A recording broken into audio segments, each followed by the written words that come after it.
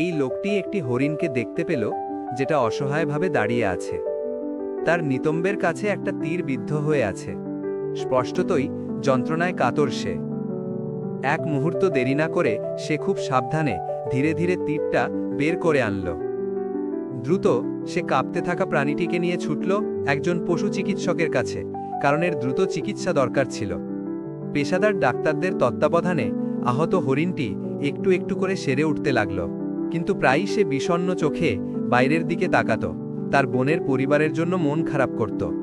উদ্ধারকারী লোকটি সহানুভূতিতে ভরপুর ছিল, তাই পুরোপুরি সুস্থ হবার পর সে তার রোগীটিকে আবার জঙ্গলে ফিরিয়ে দিল।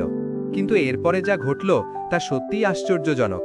মাত্র কয়েকদিন পর সেই একই হরিণ আবার ফিরে এলো, তবে এবার সে একা নয়, সাথে তার পুরো দল। এটা শুধু একবারের জন্য দেখা করতে আসা ছিল না। দিনের পর দিন সেই হরিণ আর তার পরিবার তার কাছে আসতে থাকল। তাদেরই উপস্থিতি যেন ছিল আনন্দ আর গভীর কৃতজ্ঞতার প্রতীক। প্রতিবার তারা এলে লোকটি খুশি মনে তাদের জন্য সুস্বাদু খাবার দিত।